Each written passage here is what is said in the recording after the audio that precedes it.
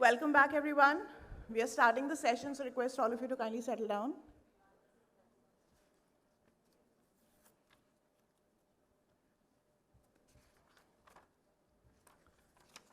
Welcome to the fourth thematic session for the conference. This session is titled Making Social Protection Nutrition Sensitive.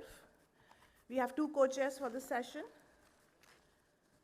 Our first co-chair is Meera, who leads UNICEF Sri Lanka's social policy section since 2022. Prior to that, Meera worked in the social policy unit of the International Labour Organization's Social Protection Department and as a consultant for various international organizations, including UN Women and the World Bank. She holds a master's degree in public policy and human development from, sorry if I'm butchering the name, Maastricht Graduate School of Governance, United Nations University, with a specialization in social policy design and financing, and a PhD in economics. Please give a round of applause for Meera. Our second panelist for this session is Nora Hobbs, who is WFP's Regional Nutrition Advisor for Asia Pacific. Nora holds a master's degree in public health nutrition from the Royal Tropical Institute in Amsterdam. With over 12 years of experience at WFP, she has worked in various roles. She first advanced nutrition policy and programming in fragile settings, such as the Sahel, Ivory Coast during conflict, DRC, and Madagascar. Over the past 7 years at WFP headquarters in Rome, Nora was Deputy Chief of the Nutrition Analysis Team in WFP's Nutrition Division. During this role, she conceptualized and led analytical processes to inform a systems approach to nutrition in more than 30 countries across world regions. Welcome, Nora. I would now like to hand it over to you for your opening remarks, and as requested, I'll do the introductions for all the oral presenters.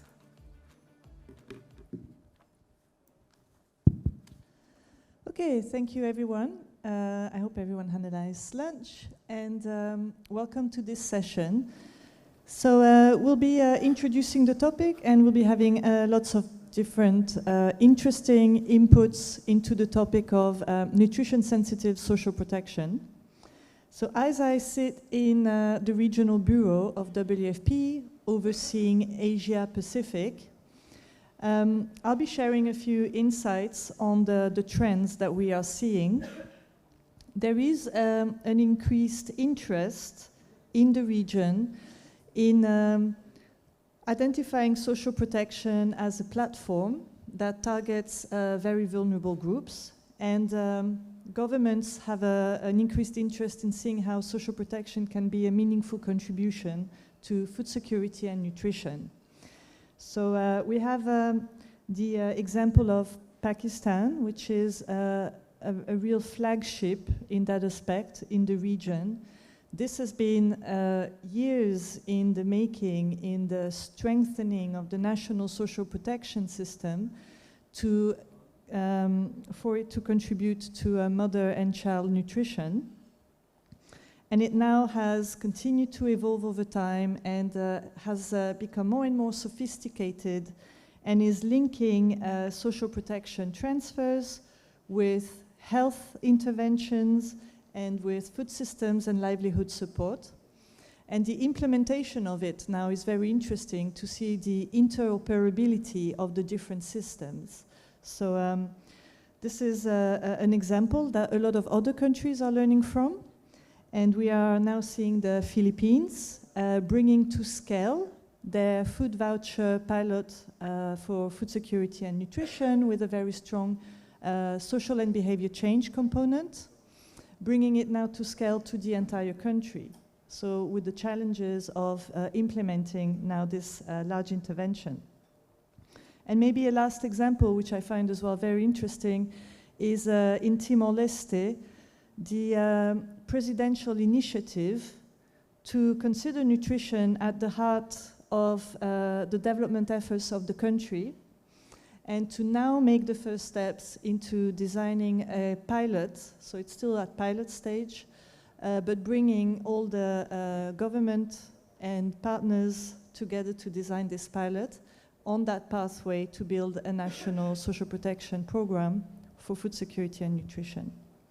So We'll hear very interesting interventions, but before we do that, I'll hand over to Mira to dive into the Sri Lankan context. Thanks a lot, Nora. And as you said, there's a lot of interest in the region, and Sri Lanka is no exception. We all know that directly coming on the heels of the COVID-19 pandemic, Sri Lanka faced the most severe economic crisis since its independence. And very early onwards, we had strong concerns that this crisis would be borne by the most vulnerable segments of the population, so notably also children and their families. We indeed did observe adverse coping strategies, so for instance, decreased investments in health and education, and even many households taking on debt just to finance or just to be able to pay for their daily food requirements. This also then had an impact on malnutrition rates. So we saw an increase over the past years, which has only recently stagnated, but it remains at very elevated and high levels. So in that sense, there is, of course, a lot of interest and commitment towards addressing child malnutrition and also looking into how we can use social protection programs for this purpose. So I think the session is really very rich because we look at different levers that can be used to address malnutrition. So we will hear different interventions when it comes to increased resources, but we will also look at different practices. We look at SBC interventions and even at food systems. So with that, I think we can directly open for the first presentation.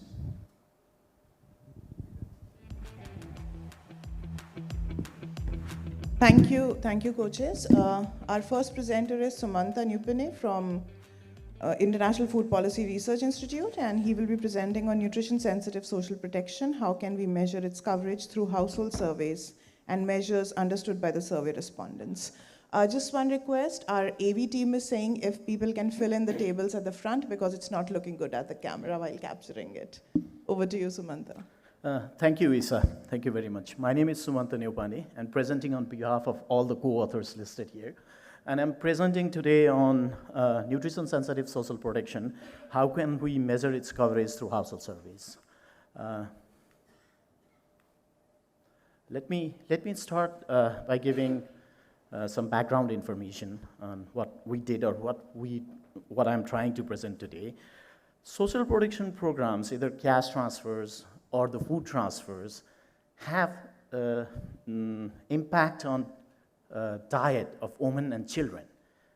This is evident in the literatures, sparse literatures. And there is also some evidence of impact on nutritional outcome indicators, stunting, wasting, whatever.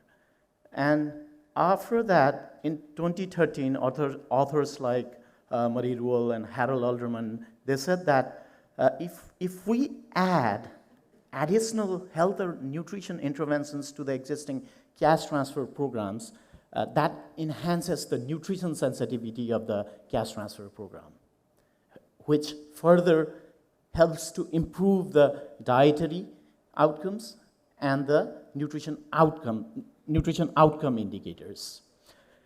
And these additional health or nutrition interventions ranges, from SBCC, women empowerment, supplementation, all those things. Since this is broad, there is no standard definition of nutrition-sensitive social protection, and that complicates our work of measuring the coverage. So what we did, we invited people from different organizations working on this cash transfer program, food transfer program, and we did a series of discussions, and finally came on the concession that for a program to be nutrition sensitive, it has to have a nutrition goal. It should target nutritionally vulnerable population, children, women of different age groups or the life stages. And then the most important thing is the transfers should be linked with any other health or nutrition interventions, and that can be a lot of things. With this definition, we went to the measurement aspect. And again, we brought in people from World Bank, the Aspire group, mixed from UNICEF, and the DHS programs, and discussed and had a series of discussion again. And they gave us 4 or 5 bullet points. You should consider these points before measuring the coverage. And this included the recognition of the program, whether they are able to recognize the program by the official name of the program. And the most importantly, again, whether respondent will be able to respond or say that with the gas or food that I received, I also received the health and nutrition interventions. This is very complicated, so we tested. I'll come to that. And the other thing is, whom should we ask these questions? The beneficiary themselves or the household head? And where should we put the modules for this coverage measurement questions in our questionnaires? Finally, we came up with this questionnaire, which looks ugly. I know there are a lot going on here, but I just want you to focus the colored text. The first one is transfer. What transfer did you receive? Gas, food. Next is target population, whom the transfer was targeted to. Then the link question, see, nutrition, health interventions. Did you also receive these interventions with the gas or food? And then we asked about timing. When was the last time did you receive these interventions? And how often do you receive? That was the final questions.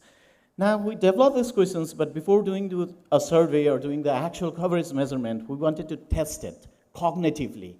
For this, we started with the landscaping, reviewing what programs exist, and we did this in two different contexts, one in Bangladesh here in Asia and one in Ethiopia in Africa.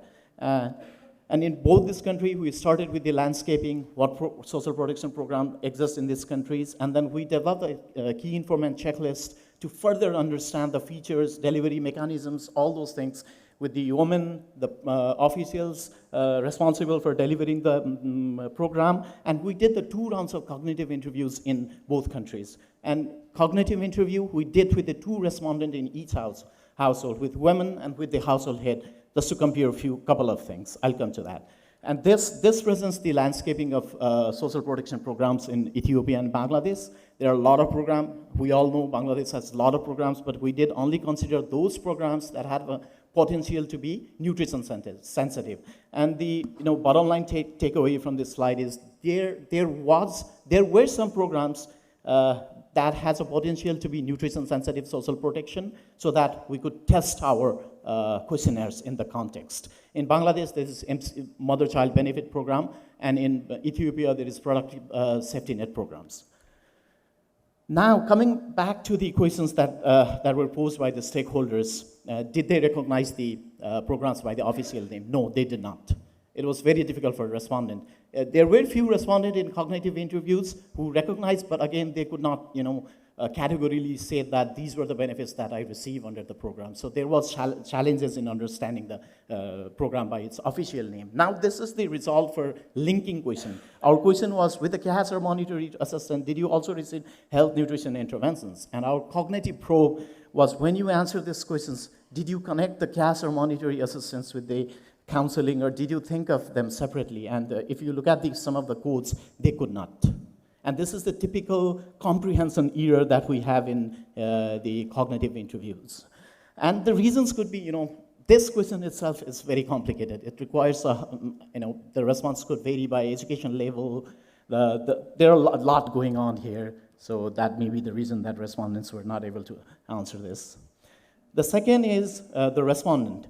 The unhighlighted part is the peer where households and women were able to connect or give the same response to the questions. Otherwise, they were mismatched. And from our CIs and key informant, yes, we found that women, or the beneficiary women, were the most appropriate respondent for us. Now, let me put this together. That's fine. They were not able to recognize the program name. Then what? Then implication for us is, don't ask the program name. Just ask whether you received gas. Did you receive gas? Did you receive food? That's it.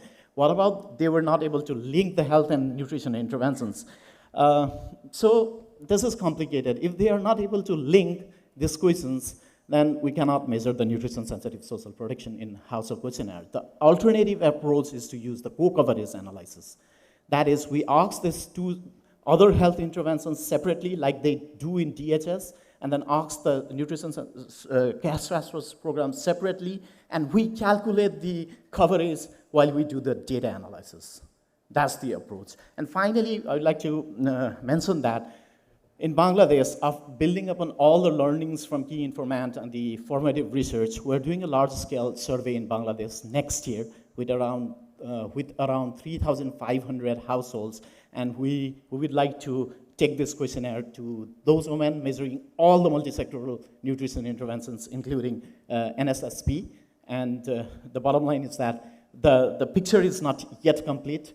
Next year, we'll have a complete picture of this coverage measurement, and we'll get back to you. Thank you.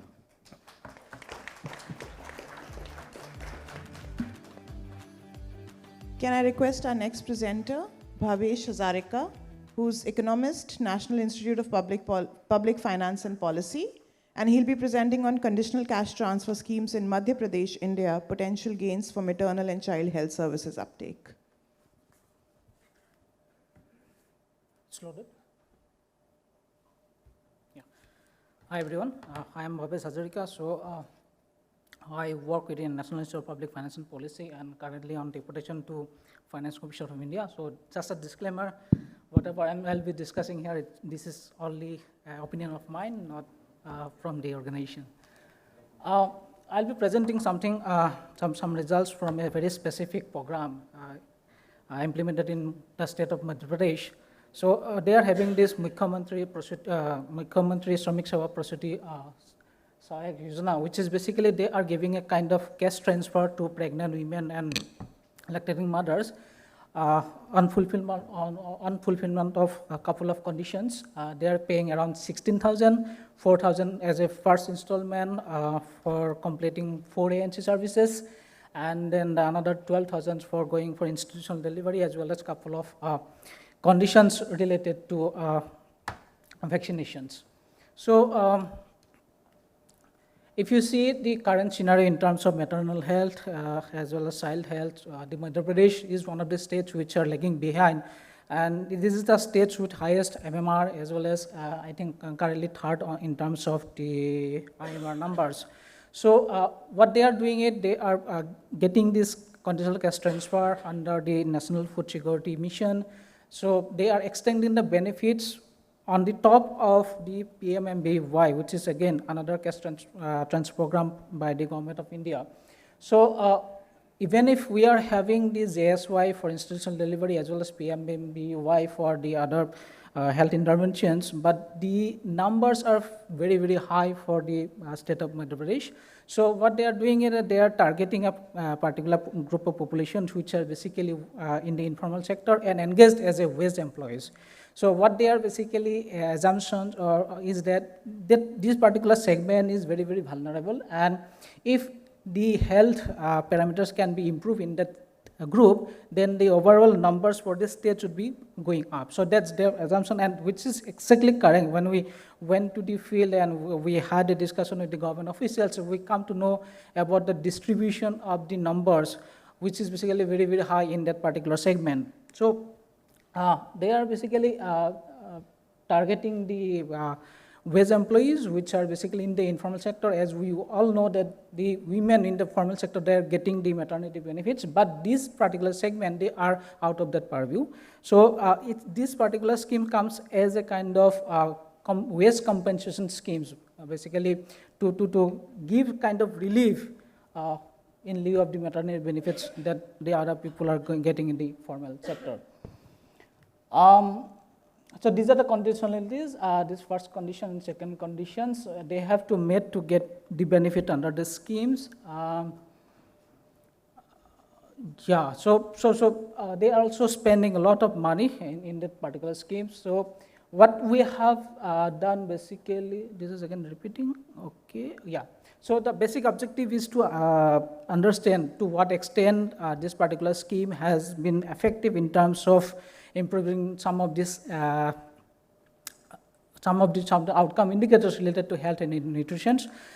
If we see the health targets or outcomes were linked to the conditionalities, but not the nutritional outcomes. So we have tried to capture these unintended outcomes in the form of some of the nutritional aspects. So we have basically developed a theory of change to check how basically the inputs are transformed into outcomes. In case of our context, so our data is best fit to use a PSM, propensity score matching, because we don't have a kind of intervention to introduced, and we also don't have a kind of baseline data. So we had to go to the field to collect the data for both the groups, beneficiary and non-beneficiary, and we use a propensity score matching to get the impact of the particular scheme. These are the covariates where we have matched the targeted sample units. Data basically around 1,246 LMs. So we have used a semi-structured interview module, and then almost half and half for beneficiary and non-beneficiary. And we also tried to segment the total population into rural and urban. And outcome variables, we are having kind of intended which are linked with the conditionalities, and unintended we are looking at it as a side effect of the particular scheme. So this is the distribution of the p-scores. If you see it in after matching, it's completely mirrored. So these are a couple of numbers for ANC services, instant delivery. Those are basically looking good here. These are the statistics. I think we can skip these. So these are the numbers that we are getting after running the propensity score matchings. In the left panel, we are getting this in terms of the health outcomes, some of the registered pregnancy, then delivering in the government facilities, going for at least 1 ANC visits, completing 4 ANC visits. So we are getting kind of significant impact of the particular scheme. But in terms of unintended outcomes, especially the stunting, as then underweight maternal, so we are not getting a kind of significant results. That might be because they are more, they are not linked to the conditionality. That might be one issue. But we are getting a kind of positive impact in terms of exclusive breastfeeding as well as receiving concealings. We are also getting a kind of very good results in terms of increasing the birth spacings, the gap between the first child and second child, but that number is still very, very low as compared to the WHO recommended. We are getting kind of 18 months for the treatment group, but it's far below than 24 months, which is basically recommended by the WHO. In terms of stunting, if you see, we are getting a negative coefficient which are as expected, but we fail to generate a significant result for that particular parameter. We have also used couple of other specifications to check our robustness, and our results are more or less same with our 1:5 neighbor matching methods. If you see the birth spacing for the treatment group, we are getting a kind of 3 months of differences between the first child and second child as compared to the non-beneficiary groups. And for other things, if you see the days to first ANC, so it's around the beneficiary group. The beneficiary groups, they are basically taking 18 days prior as compared to the non-beneficiary groups.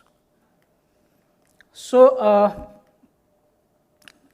coming to the conclusions, what we can say that this particular scheme has been effective in terms of bringing out some of the numbers related to health-related numbers. But when we check with or when we consider the nutritional outcomes, so there is a lot more to do because what we have found in the field is that there's a kind of department, they are working in silos where convergence is very, very important to get kind of results.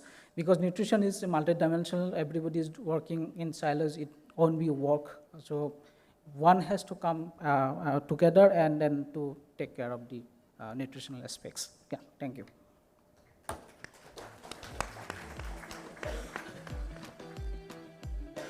Thank you, Bhavesh. Our next presenter is Dr. Suman Chakrabarti, who's an Associate Research Fellow, International Food Policy Research Institute. And he'll be presenting on food security for all, examining the reach and limitations of India's public distribution system. Good afternoon, everyone. Am I audible? Okay. So I'm going to be presenting on India's public distribution system. So I'll start where one of the keynote messages was you could take sacks of grain and line them up to the moon.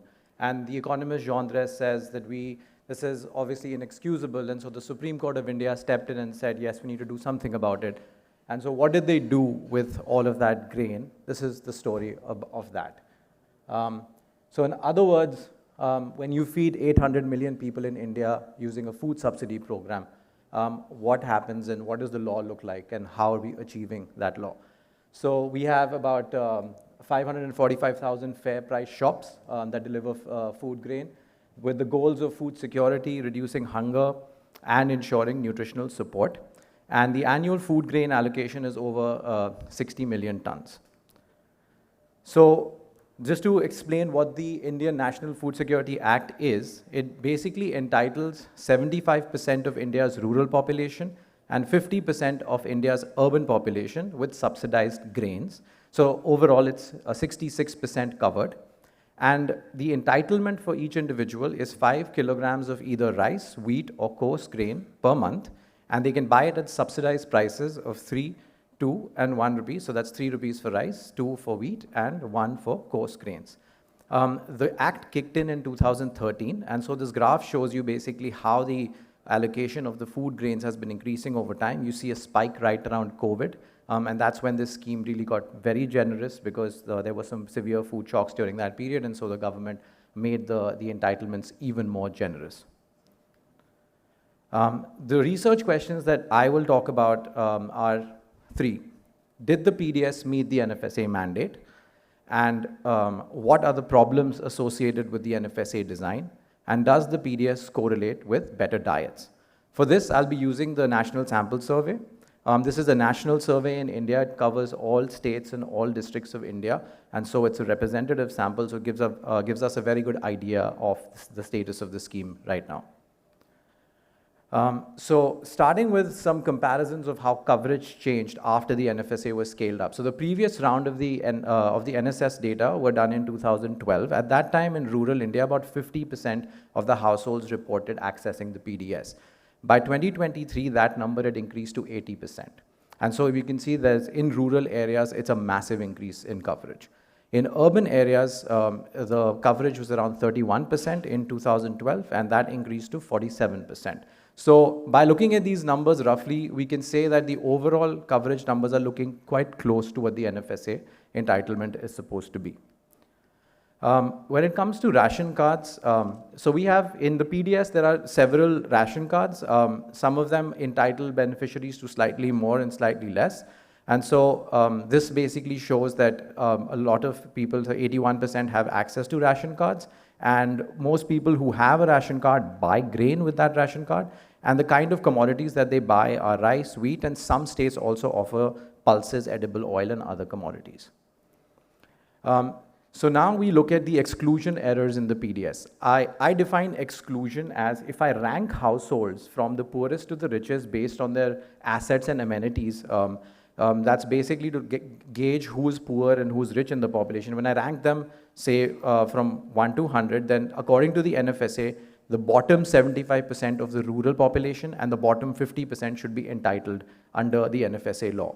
And so if we looked at the data, we found that based on that definition of who's entitled, we found that 16% of the rural population was excluded from the scheme and 27% was excluded in urban areas. And even worse was that 58% was not getting their 5 kilos per month, they were getting less than that. So the exclusion errors are there, and at the intensive margin, they're higher than at the extensive margin. And since the scheme is generous, it also makes errors in the other direction, which is people who aren't entitled based on my criteria, which is just ranking on wealth. Some people have access, so 60% in rural areas and 47% in urban areas have access to the scheme, where by the law they shouldn't have access to it. So what are the reasons why we're seeing these exclusion patterns?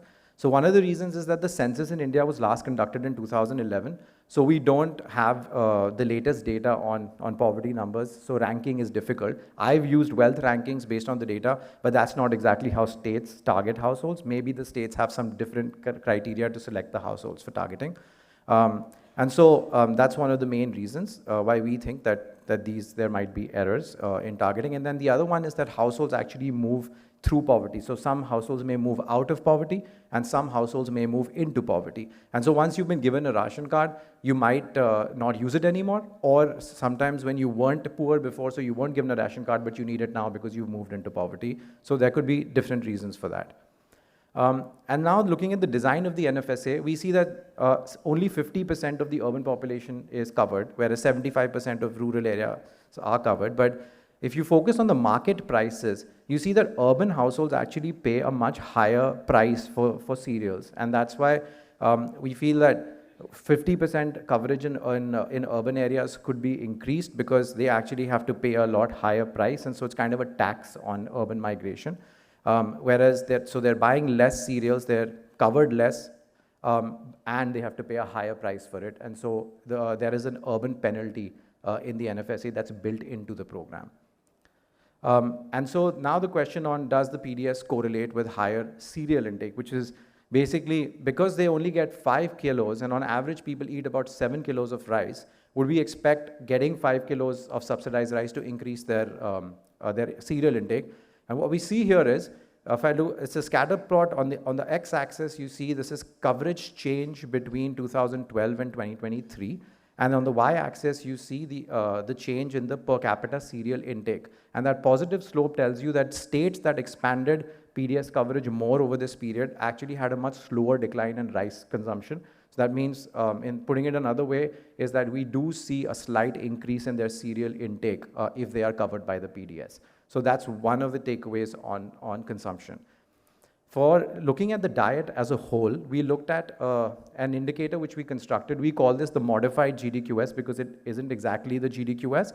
But what in spirit it is like the GDQS.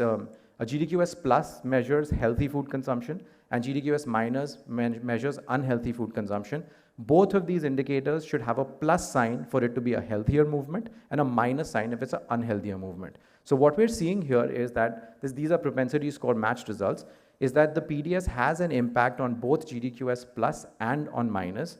On the one hand, it makes diets healthier by increasing healthy food consumption of all the food groups. And then on the other hand, it makes unhealthy food consumption also higher. And we believe that this is likely due to the income effects of the program. So you get subsidies, and through that subsidized money, you buy a lot of other things. Some of it might be healthy, and some of it might not be healthy.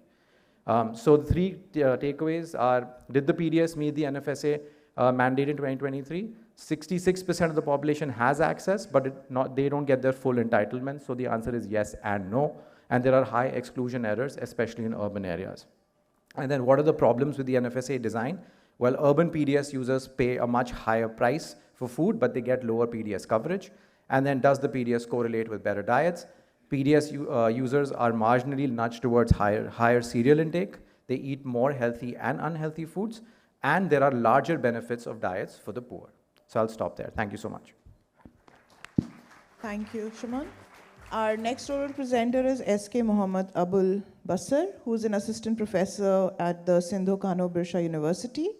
And he'll be presenting on food-based safety net programs and sustainability of indigenous population and intertemporal analysis from the backward regions of West Bengal.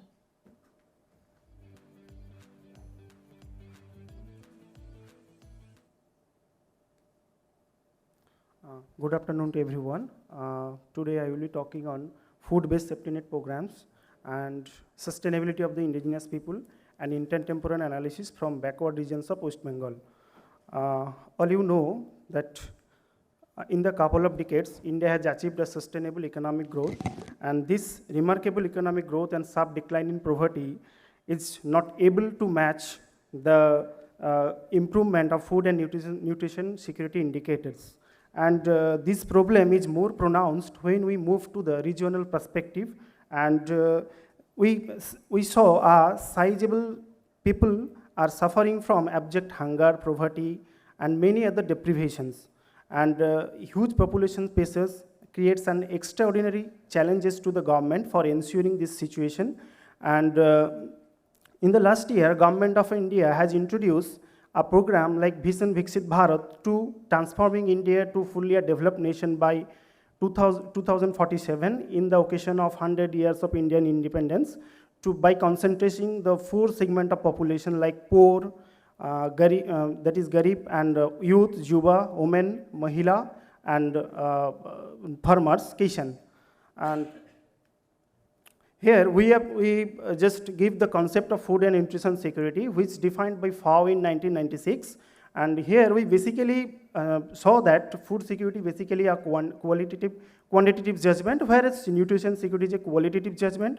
And food security is necessary but not sufficient for nutrition. And this is our study region. We picked West Bengal from Indian state, and among the West Bengal, we picked Jungle Mahal region. And Jungle Mahal region consists 3 districts, that is Paschim Medinipur, Bankura, and Purulia. And Jungle Mahal and backward are the 2 sides of the same coin since time immemorial. And there is a higher percentage of indigenous people, and socio-economic conditions of them are extremely fragile, and major of the area dot pond area, and the soil have low water intake capacity. And this is the literature, I go through that, and this is this objective. We have considered 3 objectives. Now, our first one is to investigate the impact of government food safety net programs on tribal and non-tribal households, food and nutrition insecurity in 3 underdeveloped districts of West Bengal using a micropanel data. Second objective is to assess the issues of long-term sustainability of the reductions in food and nutrition insecurity achieved through food safety net programs. And the last objective to evaluate how socio-economic factors influence household food and nutrition insecurity in the specified districts of West Bengal. And we consider 600 sample households. How we survey that? We first considered 3 districts, and then we have considered 4 blocks among the selected districts, and then we considered 2 villages, and then we have surveyed 600 households, and among them 168 households are the indigenous households. And we survey, we first do this in 2013-14, and again we revisited the same households. In this way we compiled a micropanel data set of 600 sample households. And these are the food safety net programs which we have considered. Some are direct intervention and some are indirect intervention. And these are the socio-economic features, which among them 72% households are the non-tribal households, and 28% households the indigenous households. And the dependency ratio is high for the non-tribal households. Average education is over time increasing. And next, we go to the, this is the food insecurity situation. How we measure the food insecurity? First, we have estimate a food insecurity line. Then we go through the Foster-Gear thermic methodology to estimate the incident depth and severity of food insecurity. And the result shows that food insecurity over time declining, but with the help of efficiencies and with the absence of efficiencies, we estimate both the result. And we saw that in the year 2013-14 and 2017-18, around 10% households are able to decline their food insecurity with the help of efficiencies, whereas in the year 2021 and 22, we saw that around 30% households are able to reduce their food insecurity with the help of efficiencies. And a similar condition, and in case of nutrition insecurity, we have estimated the nutrition insecurity as a calorie deficiency, and for the calorie threshold, we have considered the ICMR newly recommended calorie norms, that is 2155 kilocalorie per person per day and for the rural region, and 2090 kilocalorie per person for the urban region. And for the estimation the calorie intake of a household, we have converted the consumption quantities into calorie figure, and then we again use Foster-Gear thermic methodology to estimate the incident depth and severity of nutrition security. And here we saw that around 13% households are able to reduce their nutrition insecurity with the help of efficiencies. And one outstanding feature is that the calorie intake is less or more problematic for non-tribal households in comparison to tribal household. And again, we come to the issues of sustainability. We saw that around 10.1% in the year 2017-18 and 20.8% households 2021-22 are become food insecure, where they are food secure in their earlier period. And the same condition we have observed in case of nutrition insecurity, and the percentage were 12.6 and 19%. So these issues arise the question regarding the issues of sustainability. In this here, we have performed how FSNPs able to, on other socio-economic characters of the households, are able to reduce the household food and nutrition insecurity. And in this case, we have used a propensity score matching method, and we have considered the FSNP as a treatment factor and the other several demographic, social, and economic factor as explanatory variable. And we got the result, and for food security and nutrition insecurity separately, and both the results indicate that PSM results indicate that both food and nutrition insecurity are significantly declined with the help of FSNPs. And FSNP has a significant impact for that. And coming to the conclusion, we consider that FSNPs significantly reduce food and nutrition security among the indigenous people. And that is FSNP also confirmed that. And the study underscores that FSNP reducing food and nutrition security among the indigenous people, but highlights the critical need of strengthening their own entitlement. And for long-term sustainability policies must balance immediate FSNP benefits with the efforts of building household resilience and reduce dependency on external support. And coming to the policy matter, and to promote awareness campaigning on selecting right food basket and cultivating healthy eating habits through both government and NGO initiatives, and encouraging identification of local food consumption patterns and nutritional mapping. This will facilitate promotion of local food groups without sacrificing their nutritional value. And policies and programs need a regional focus to address specific local needs effectively. Thanks.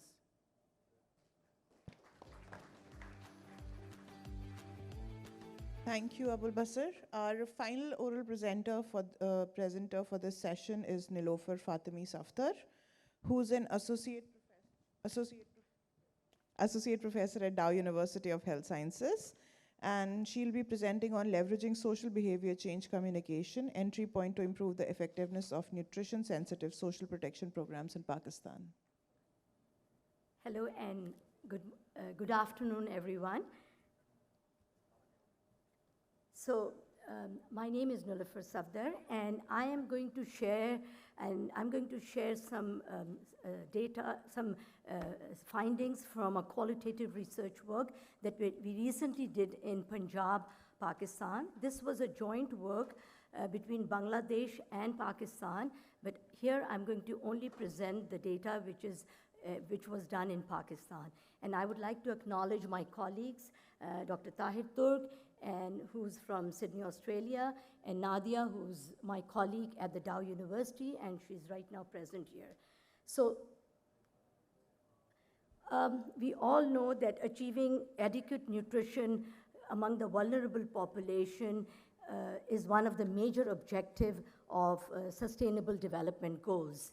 However, in spite of that, we have a lot of nutrition challenges with most vulnerable populations, and it continues to be a major problem in low and middle income countries. However, social and behavior change communication has been identified by many studies as one of the potentially important component to support social safety programs, and especially in the low middle income countries, and this is the same case as in Pakistan. And I would just like to give information. In Pakistan, there are many social safety programs. Some of them are run by the government, but many are run by the philanthropists.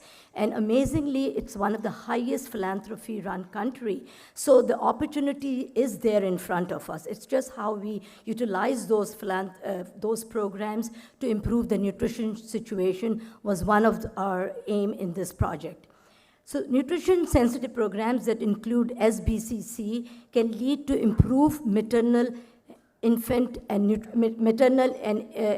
health and nutrition outcome. And it has not been shown in Pakistan with some of the studies, but also across South Asia. So our rationale was that in spite of these programs, we have been unable to integrate the social behavior change into these programs to make it more effective to bring better nutrition results. So with that, we embarked on a research question that can we achieve adequate nutrition with vulnerable population using SBCC in social protection programs. So one of our objectives was to identify the stakeholders as well as the beneficiary of those who are receiving these, who are part of these social protection programs, and to use them and to work with them as part of the qualitative research in designing, like we use the co-design, co-creation approach, which is a participatory approach and has proven to give better sustainable results in the intervention programs. We also wanted to, through this process, we also wanted to identify the current barriers and challenges to successful implementation, integration of nutrition-sensitive SBCC into our social protection programs. And we wanted to explore these stakeholders as well as the beneficiaries to give us how we can enter as far as the messages, who should be the channel person to give us the messages for these social behavior change. So our methodology, as I said, was a co-creation, co-design participatory approach, and embedding SBCC intervention into these. And we started with a systematic review because we believed that unless we have the literature to support, to work, we could not embark on a qualitative research work. The qualitative research work included semi-structured interviews among the stakeholders, and this was all done online. And then we embarked on the field work. We went into Punjab and we covered both rural and urban areas to formulate 4 focus groups representing those beneficiaries who were part of some program or who could not be part of the program for whatever reasons. And we covered both rural and urban and male and female. So from the systematic review findings, we saw that the research tells us that there is significant improvement in household food consumptions with SBCC intervention. So that was a hope for us, because in Pakistan right now we have done sort of a pilot trial, but most of the social protection program does not have this component of SBCC. And then, we also saw in the literature that the anthropometric changes can be seen with proper SBCC intertwined into the social protection program. So, but we needed to explore what would be the time to enter into these protection programs to inculcate behavior change. So we did the thematic analysis, and we came out with the 4 major themes, operating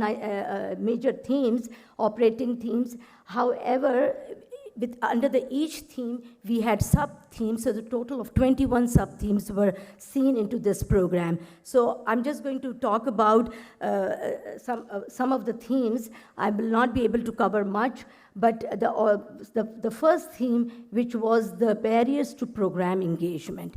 And these are some of the quotes from the participants, but I just want to tell you that the major outcome came in the administrative procedures to be enrolled into the program, and the beneficiaries were very skeptic about how people are enrolled into this program. So in order for this program to be successful, we need to work on the administrative issues and the amount of money to be given. So you can see the hardest issue is inflation, one of the beneficiary, and food is expensive. What should we do? We make our children skip meals, but we have to pay bills. So some of the money who were enrolled in the programs were using it to pay the bills rather than eating food. And then we asked them if they could eat any other things. So that was again from one of the stakeholders, that they need financial assistance. So we need to improve the amount of money that we give if we want to make it nutrition-sensitive social protection programs.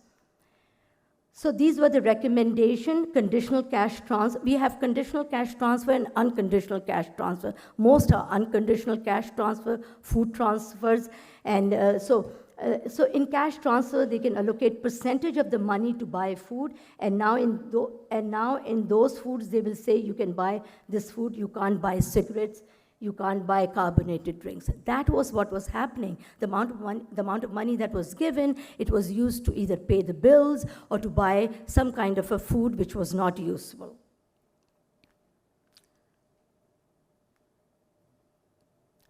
So then one of the major aim was to establish the entry points. And we realized the entry points could be initially in the beginning or in the middle of the programs, but who would be the people who would be inculcating these messages? So involving the local people within the community, using their influencers was one of the suggestions through the study and through the co-design process. But just the last slide, and the integration of co-design into qualitative method is something that we need to work on it, because that is only going to give us the sustainable, long-lasting results in any type of interventions that are done in developing countries. And I would like to acknowledge GAIN for this work that we did in Pakistan. Thank you. Thank you, Nilofer. I'll turn it back over to our chairs for the Q&A discussion. We are running slightly late, so I think we can give maybe instead of 10 minutes, we can have 7 to 8 minutes of Q&A, and then we go to the rapid fire. If that's okay, there are 2 questions online, so can I read them out first, and maybe then we can collect questions from the room. One question is for Sumanta. The previous speaker talked about not being able to link intervention to results or outcomes. Isn't it possible to ask questions on diet intake or use food frequency questionnaire for beneficiaries who received seed, for example, and do correlations? And the other question is for Abul Basar, that how was sustainability assessed? And with that, can I ask all the oral presenters to also please take a seat at the dais? So these are the 2 virtual questions, and then, yeah, people can ask questions in the room. There are 2 standing mics.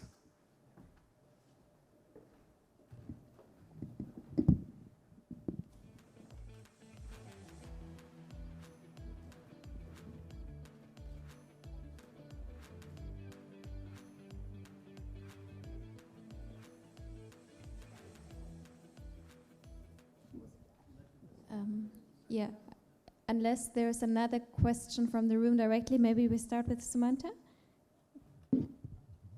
The question that was for me was on linking. Sorry if I was not clear, but the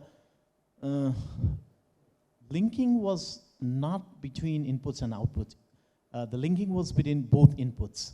Inputs being linked with the cash transfers and the additional health or nutrition interventions to start with. But the idea that that was put forward to link outputs with the dietary outcome itself sounds interesting, but it is applicable only in the context of in-kind transfers, as said, seed, and that might not be applicable for cash transfers and the food transfers. But this is something to think about when we do our analysis.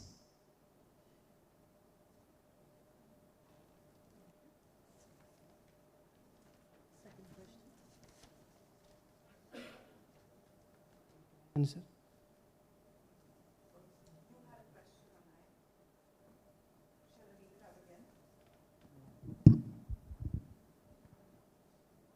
The question for you was that how was sustainability assessed in the research that you just showed? It's a good question. We have assessed the sustainability issues over time.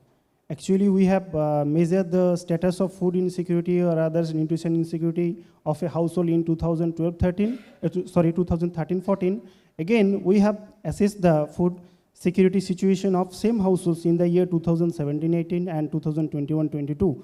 And we saw that same households who are food secure in 2013-14 and in the later year, in the year 2017-18 or rather 2021-22, they are become food insecure.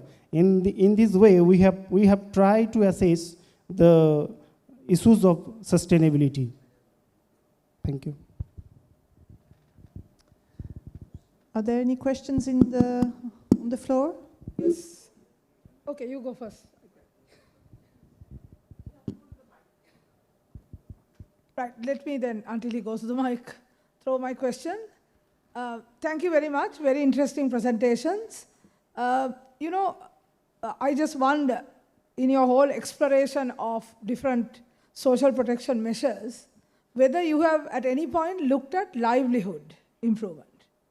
Because we tend to talk about cash transfers and handouts still in this day and age, and it also goes for our own country, Sri Lanka, where under the multi-sectoral approach for nutrition, we don't find even 5% of the activities under livelihood improvement for sustainability. So my question to you is, do you think that if you were to do this presentation again with more research at an advanced stage, whether actual earning livelihood improvement should be included? My second question is, I was waiting, but Nilufer kind of gave an answer through her presentation, when it was unclear whether people knew that whatever social protection measures were given or transfers or whatever, they did not realize the link with nutrition, whether it's not obvious that a module should always be included when introducing such a program first to the beneficiaries. I think it's common sense. What do you think? Who would like to answer this? Thank you very much. I think that is a very nice, a very good question. In Pakistan, from the Pakistan viewpoint, I'm going to answer it. In Pakistan, when these social safety programs were initiated, it was only thought that it would reduce poverty and hunger. So behavior, the change in nutrition indicators has been very recent in 2013 when we became the signatory to scaling up nutrition. So we were, and until today, I'm seeing new programs are coming up, but we need to work on the existing program, and one of the government's biggest program is BISIP, and that did not had any kind of livelihood initiatives or to promote behavior change. It was just unconditional cash transfers. So if we could work on the existing programs to improve the situation, then probably we would look into the interventions, whether these changing the programs or modifying the programs by including nutrition and behavior change has given us some good results, then obviously government and other NGOs would be interested to design a program which will be geared from the very beginning towards improvement in nutrition. And I agree with you, encouraging skill development or something that they can also start having their own livelihoods or make money out of it. So that's the thing. Did anyone else wanted to come on the livelihoods as well? Yes? That was a really great question. And so in India, there is another national program, which is the MG Narega. And that's basically a workfare program where the government gives you a wage per day for doing certain livelihood-related tasks or asset building. So a new component of that has been, for example, constructing a pond, which is like an asset for you. And then you could use it for various things, and that would contribute to your livelihood. But the impact of those kinds of measures is, I think it's still being studied. So we can't say definitively how well that works at scale, but these are encouraging initiatives in these national programs. But the food subsidy and the cash transfer programs in India, they're by design, they're rights-based programs. So there's no relationship with filling up a condition or getting livelihood. You get it regardless. So that's just what I wanted to say. Thank you. My question to Mr. Soman Chakraborty, you have explored the coverage and impact of the public distribution systems, the world's largest program in its kinds. But in your study, I have observed that the exclusion error is very high, nearly 60%.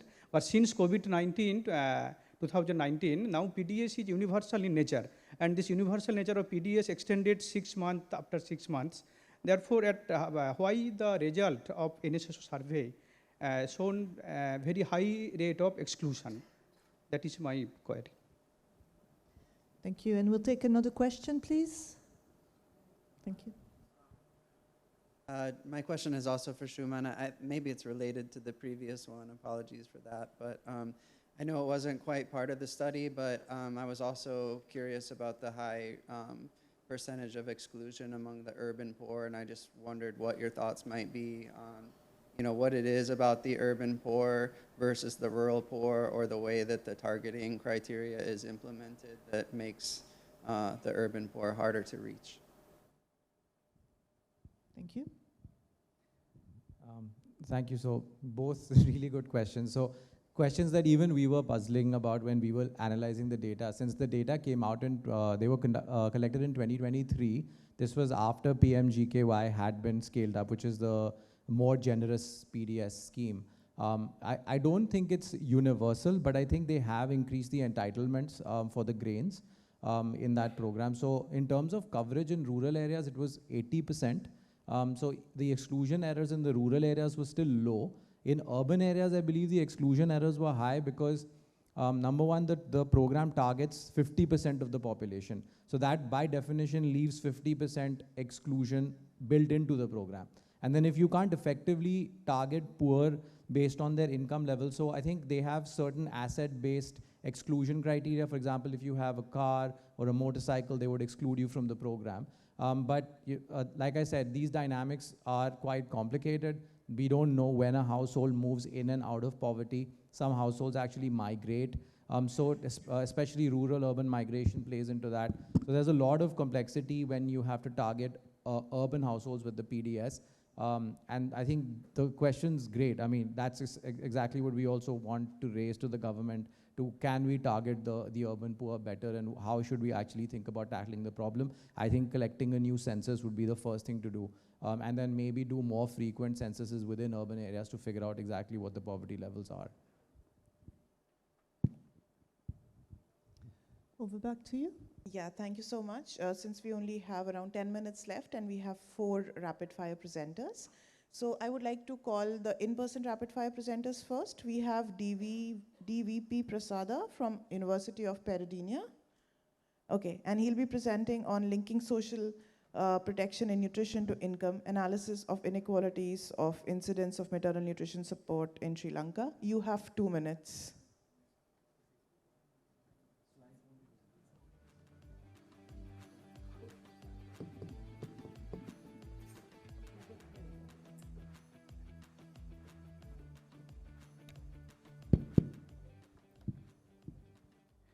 All right, so we're running late, so let me be very quick about it.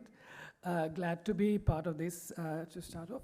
So this is a study, was part of a study which is looking at the distributional inequalities of social protection programs, and then this in particular inquiries about the maternal nutrition. So we are talking about a long-standing social protection program in the sphere of maternal nutrition, which is sort of a transfer program aiming at the last 6 months of pregnancy and the first 4 months of newborn, so the 10 months program. And it's at its initial operational stage, it was set at 2,000 rupees per month. So there is a cash transfer across the whole 10 months to 20,000. This is a national sort of rights-based program, so it's not really targeting on our needs-based, etc. But we're looking at how the incidence happens across the distribution, and at least that is what I'm going to talk about in this flash presentation. So we're looking at a census sample, the most recent census, and I don't have a pointer, but I'll point to, there are a couple of graphics, which are basically both are of similar nature. What I'm trying to do is I'm trying to show the incremental concentration of these benefits on both these graphs across the income deciles. So your leftmost is the poorest and then goes to the upper. And what is interesting in this study is that there is a parity issue. It's not, we cannot really attribute it to targeting because this is a rights-based thing, so people is equal access. But there is something to be said about the delivery of the programming, so the mechanism which delivers it. So in the red polynomial curve, it's the fractional polynomial incidence. Good, 1 minute? Your time is up. Oh, time is up. Okay. So there is maybe a last sentence to sum it up. Right. So there is an anomaly in the rural, there is an anomaly in the urban setting, the urban-rural distinction.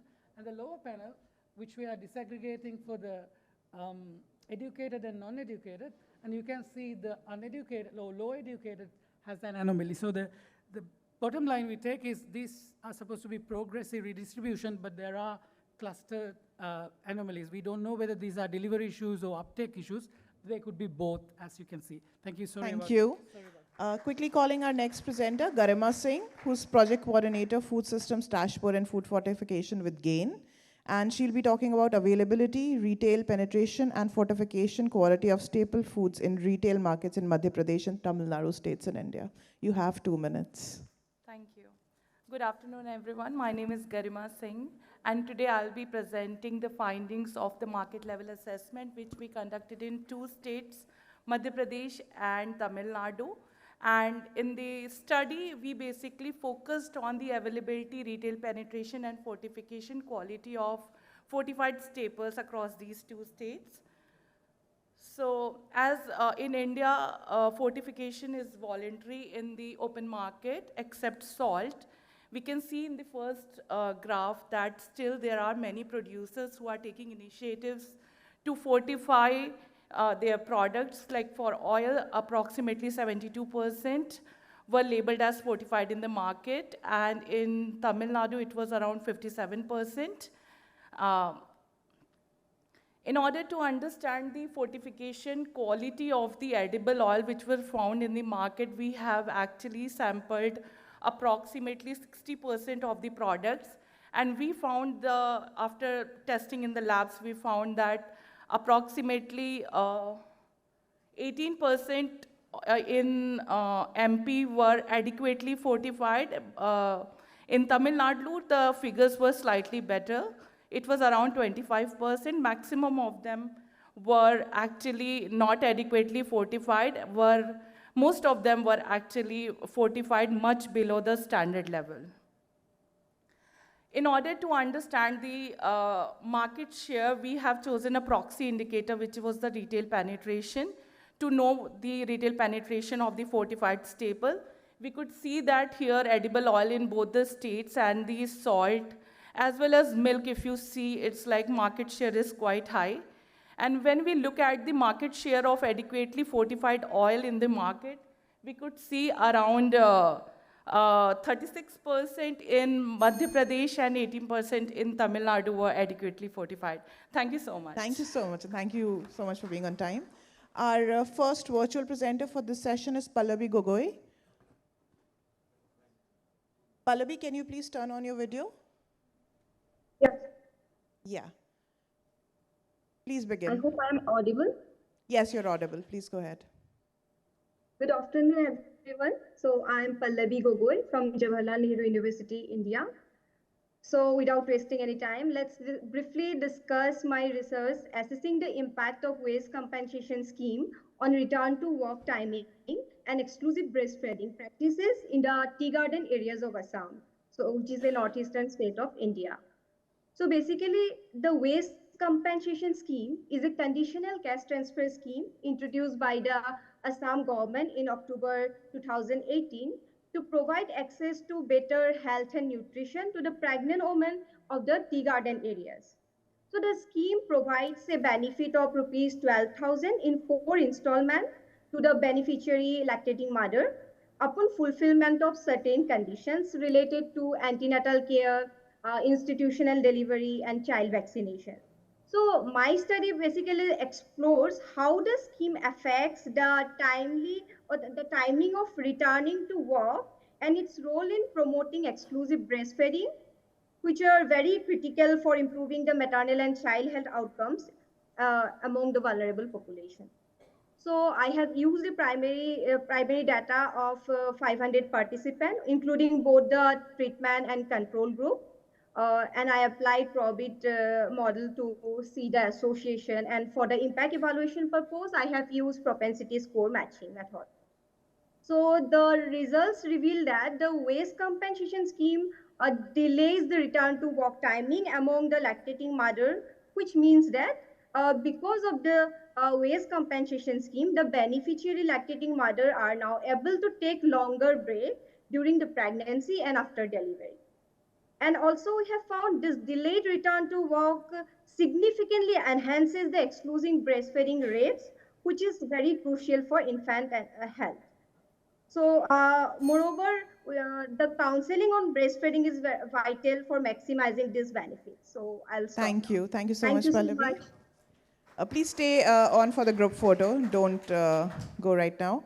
Our next final presenter for this session is Mahjabeen Rashid Lamisha, who's from University of Dhaka, and will be presenting on effects of remittance on dietary diversity and food security, evidence from HIES 2020. Can we have the video and screen online? Go ahead, Lamisha. Well, am I audible? No, can you be a little louder? We can't hear you. Can you hear me clearly now? Yes, better. Please go ahead. Okay. Hello, everyone. I'm Mahjabeen Rashid Lamisha from University of Dhaka, Bangladesh. So the paper that I'm presenting is titled Effects of Remittance on Dietary Diversity and Food Security, Evidence from HIES 2022.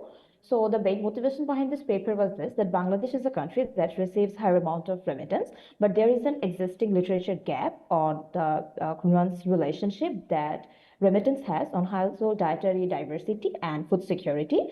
So therefore, we have conducted this study. And for the next slide, please. So we have taken the household income and expenditure survey of 2022, and there were 14,395 households, and we have mainly employed two questionnaires, that are the household food consumption questionnaire and the food insecurity questionnaire that has followed the FAO method, and we have employed the FAO Indonesia methodology, where we have taken that question and then divided those answers into three categories of food insecure households. One is mild, one is severe, and one is moderate.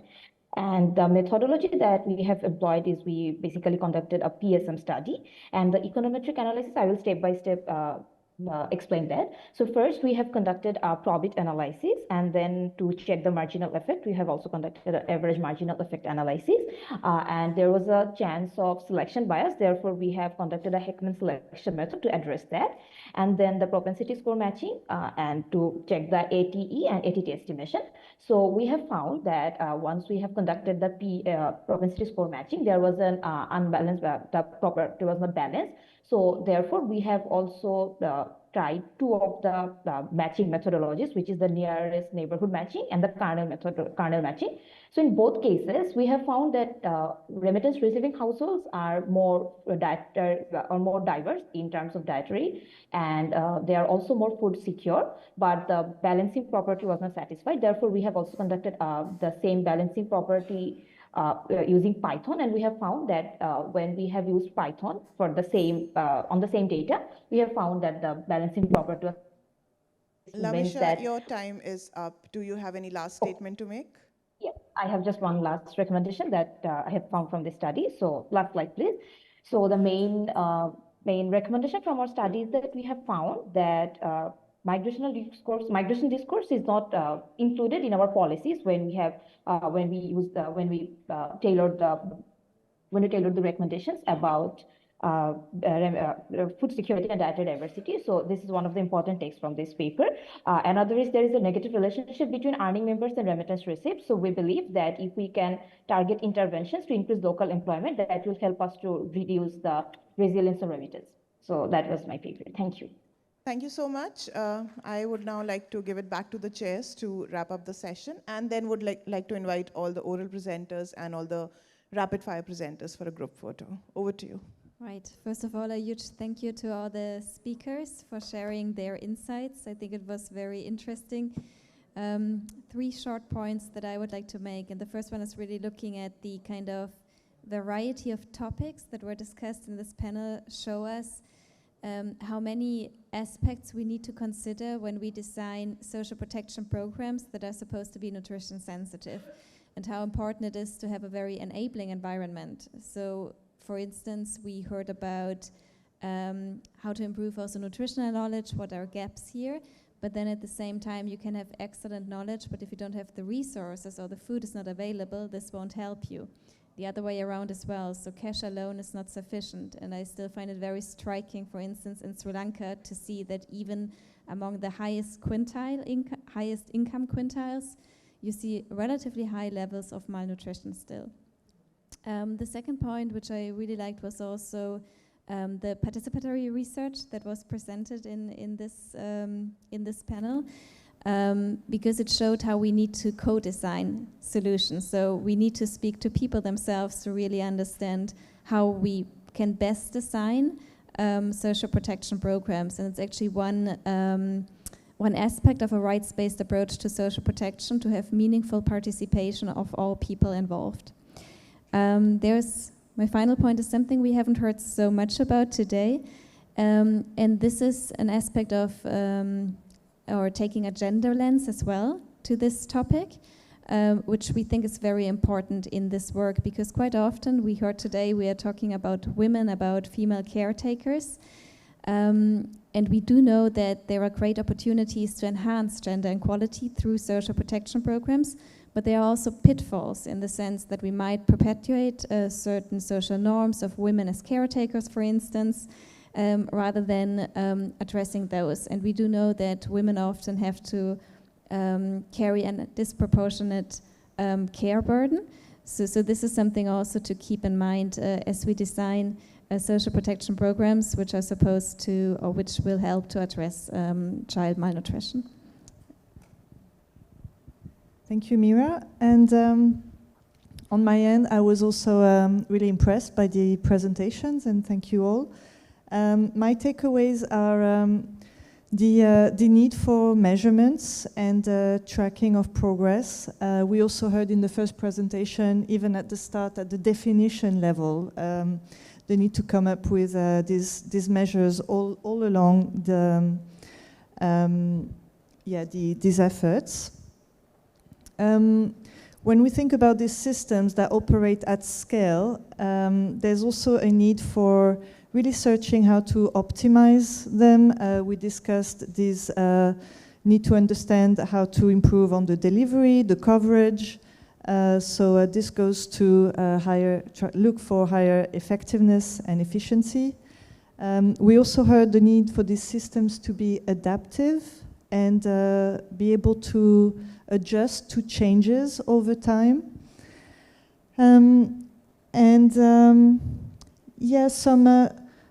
I feel it's important to also mention some important prerequisites for national social protection to lead to nutritional outcomes. So we heard some nice assessments about the food environment. So this is key to have those assessments. Then there are elements of transfer size, duration, predictability, quality of programming, all are important prerequisites. But we also know that transfers plus social and behavior change have increased outcomes on dietary diversity and food consumption than transfers alone. So a very nice set of presentations. And I also like the link on ensuring, those necessary linkages with health and livelihoods, also to think of sustainability. Thanks very much. Thank you so much. Can we have a big round of applause for our co-chairs? Request all the in-person presenters to kindly go up on the stage for the last time for a group photo. And in the meanwhile, just want to make a few announcements. We'll start our learning labs at 3 p.m. sharp. There'll be 3 learning labs happening at the same time. The one in this room, that is Lotus Ballroom, is Qualitative Data Handling in Nutrition Research by Vayamba University of Sri Lanka. The one in Saffron and Ginger will be Unlocking Opportunities for Policy Wins. This will be by the World Bank. And in the Tamarind Room lab, Learning Lab 2C, What It Takes to Accelerate Anemia Reduction in South Asia, which is organized by Nutrition International. The Learning Lab 2A and 2B are in hybrid mode, so we have online and in-person participants. The Learning Lab in 2C, which is organized by Nutrition International, is a completely in-person learning lab. We will not have any online participants joining in that session because it is a more interactive session that requires exercises to be done with the participants. So all of you enjoy the tea and see you back at 3 p.m. for the learning labs.